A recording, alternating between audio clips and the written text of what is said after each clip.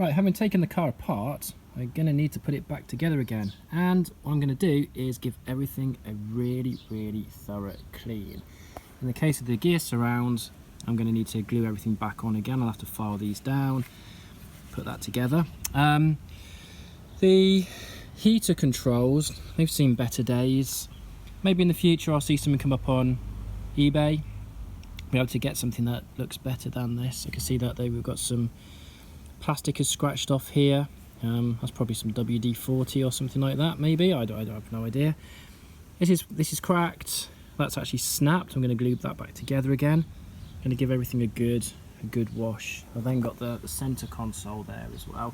And while I've been in my parts bin, I've got lots of lovely little bits that I've found, and a door seal and things like that, which I aim to fit over today and maybe next day.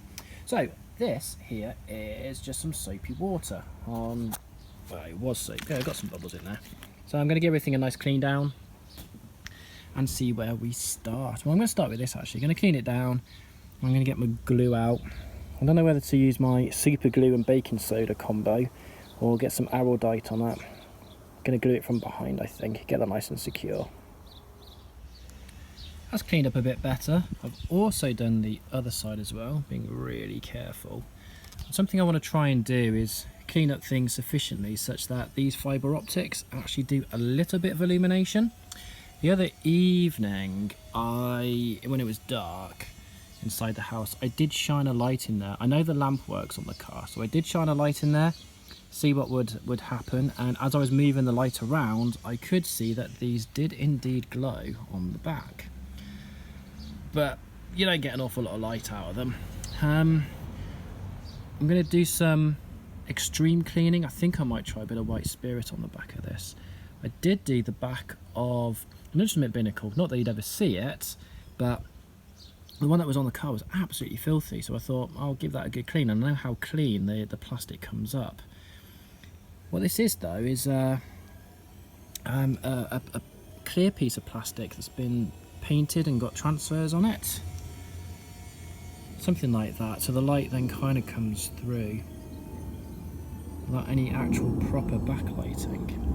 But yeah, first thing though, I really need to glue that. Happily it will just glue back together. Kind of snaps quite, oops daisy, where are we, kind of snapped quite nicely back into place, so I'm going to deal with that.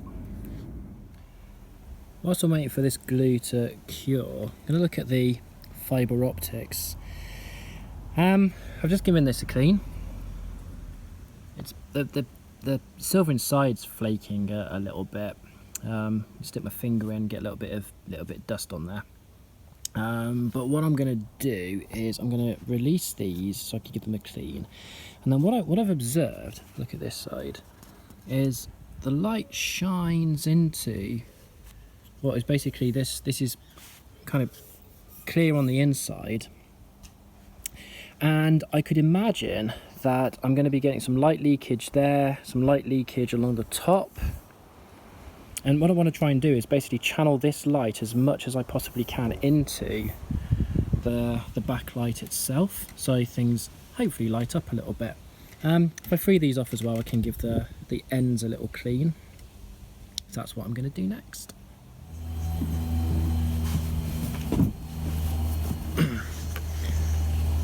Got a little bit of cleaning spirit here. I'm going to give that a little bit of a clean. I'll show you a bit of before and after. So this is before. So there's a bit of dirt on the end, and then shiny, and then rather more shiny. So next up, I'm looking to prevent light leakage. So I've got a Tipp-Ex pen, and I'm going to apply some Tipp-Ex to all these areas that are cracked, like so. I'm also going to apply some towards the back here as well, because that's completely exposed and that doesn't feel right at all. Okay, that's done, and I'm now going to set that aside to dry off. Next thing I'm going to look at is the trip computer. So this is the one off the car, which works. I'm not going to mess around with that. And this is the keypad that goes with it, which is a bit grimy, doesn't really light up particularly well. I've got this one here out the parts bin, and if you wanted to have a look and see how it works, basically got a pad, perhaps of the sort that you might have found on a Spectrum, so rubber pads sort of push their way down. Backlighting, so I was thinking, well, how does the backlighting work on this?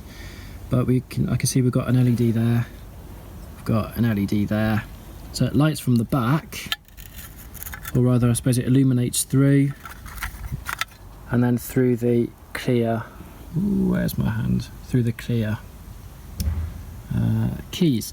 Now my keys are, let me have a look at them. Some of them are clean, some of them are dirty. One of them, the set button, is actually missing its label completely. So again, in the parts bin, I've got some spare keys there, random keys there, some random bits and pieces there to make this up. So I'm going to give this a good clean, swap keys over, and then get that ready back for the car.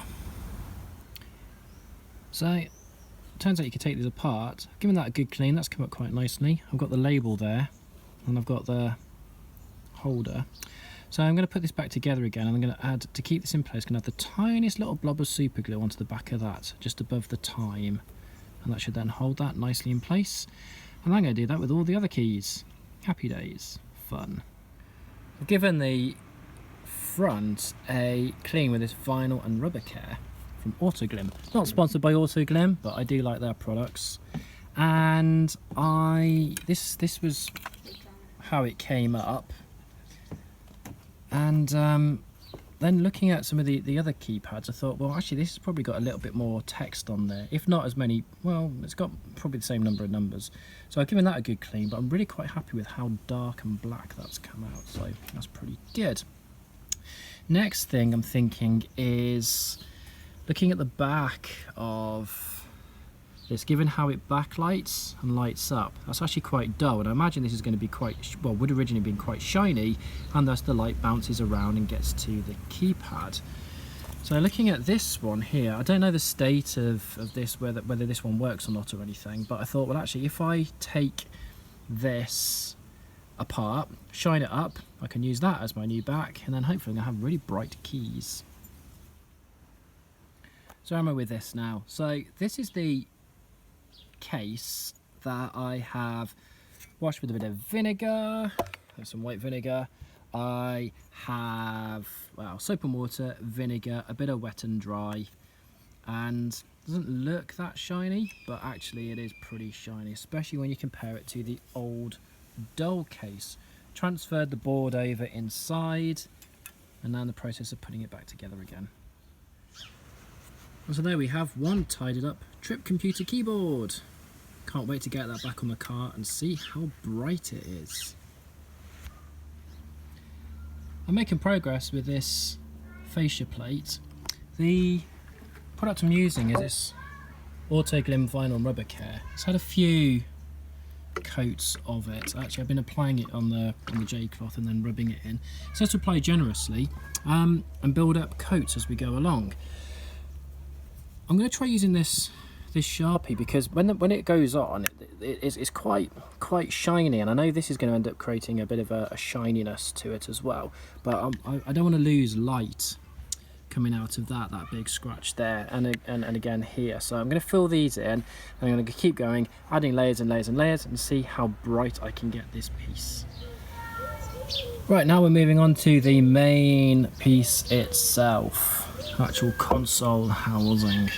So just like with the other parts, going to give this a good wash.